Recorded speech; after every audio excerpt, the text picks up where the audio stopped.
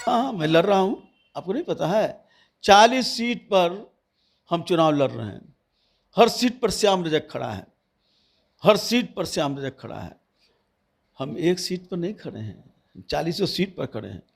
जाए ना जनता के बीच में कौन अलग हो रहे हैं और कौन क्या कर रहे हैं। हमारा समीकरण देश की 140 करोड़ जनता और बिहार की 12 करोड़ 13 करोड़ जो जनता है वो हमारे लिए है।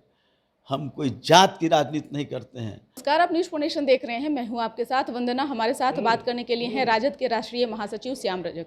लोकसभा चुनाव को लेकर के क्या तैयारी है? एनडीए ने तो दावा किया कि 40 लोकसभा सीट हम जीत रहे हैं। आप लोगों को कुछ हाथ नहीं लगने वाला है? भाई पहले विश्वास तो किया जाए कि वो कह रहे हैं 40 सीट जीत रहे हैं और उनके एलाई जो हैं जनता दल यू उनके नेता कह रहे हैं कि 4000 सीट जीत रहे हैं। तो 4000 लड़ रहे हैं कि 40 सीट लड़ रहे हैं या 400 पर लड़ रहे हैं, ये तो उनको बताना चाहिए। ये सब जो तकिया कलाम है, जुमलाबाज लोग, जो लिखा हुआ है स्क्रिप्ट और स्क्रिप्ट को पढ़ देना है, तो इससे जनता को संतुष्ट होने वाली नहीं है। जनता ने मन बना लिया है और तेजस्वी यादव और राष्ट्रीय जनता दल और इंडिया गठबंधन पर पूरी देश की जनता का विश्वास है और हम सरकार बनाएंगे, इसमें कहीं दो राय नहीं।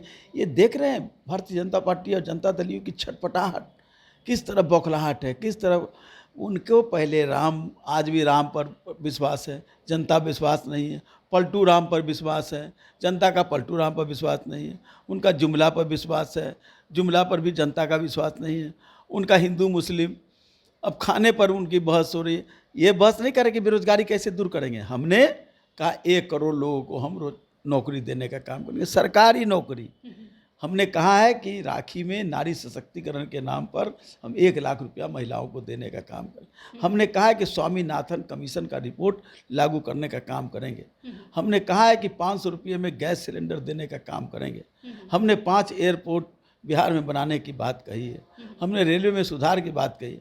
हमने सिर्फ वादा नहीं किया है, हमने भारतीय जनता पार्टी की तरफ वादा नहीं किया, हमारा दावा है और हमने दिखाया है। जब रेल मंत्री लालू यादव जी थे तो रेलवे को कहाँ से कहाँ शीर्ष पर पहुँचाने का काम किया, किस तरह से लाभ और ट्रेनों को सुदृढ़ करने का काम किया। हमारे नेता किंग मेकर, अरे छोड़िए ना, आरोप लगाने वाले लोग कहाँ हैं। इनके डिटर्जेंट में पाउडर से इस्तेमाल हो जाए, वो शुद्ध हो जाए।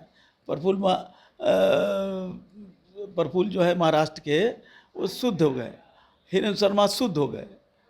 इनका जमला को लोग जान चुके हैं, जनता ये तो एहसास करा ना। अगर उनको बहुत विश्वास है तो इस तरह से छटपटाहट नहीं होना चाहिए। अब इस तरह से किसी के खाने पर, राम पर, पलटू राम पर इस तरह से उनको ले रहे हैं मदद, इन लोगों का जनता इन लोगों को समझ चुकी है और बिहार में इनको नाम लेने वाला अब नहीं है।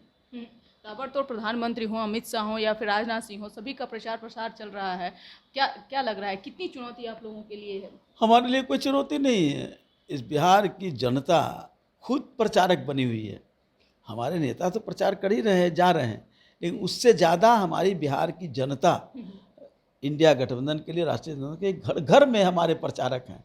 हमारे प्रचारक ये कुछ लोग नहीं हैं, हमारा एक एक घर घर से एक एक लोग प्रचारक बन करके काम कर रहे हैं और संकल्प लेकर करके कर रहे हैं। ये जुमलेबाज लोगों को हम परिवर्तन पत्र के दिए वादों को, दावों को, ये हमारा दावा है, इन दावों के आधार पर हम सरकार बनाएंगे और बिहार में भी इन लोगों का नाम लेने वाला नहीं होगा। बताएं ना कि कहाँ हैं इनके मीटिंग जो हो रहे हैं, किस तरह छटपटाहट बौखलाहट है।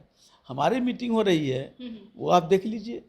तब ये इशू पर नहीं बात कर रहे हैं, बेरोजगारी पर बात नहीं कर रहे हैं, महंगाई पर बात नहीं कर रहे हैं। ये कह रहे हैं क्या कि हम मुफ्त अनाज दे देंगे। अरे मुफ्त अनाज ये है क्या विकास का काम? यह है विकास का काम? आप लोगों को रोजगार देंगे कि नहीं देंगे? आप लोगों को स्वाभिमान जगाएंगे कि नहीं कहेंगे? आप लोगों को स्वावलंबी बनाएंगे कि नहीं बनाएंगे? भिखारी बनाना चाहते हो देश को? चिराग पासवान ने भी कहा कि तेजस्वी अरे यादव से भैया, चिराग पासवान से पूछे ना कि 2 अप्रैल को जो दलितों के साथ अत्याचार हुआ था और जिसके कारण जब देश की जनता, पूरा दलित उद्वेलित हुआ था, सरकार को 9 शेड्यूल में लाने का काम किया था उस, और सुप्रीम कोर्ट के उस आदेश को ख़त्म करने का काम किया था। उस समय चिराग पासवान कहाँ थे?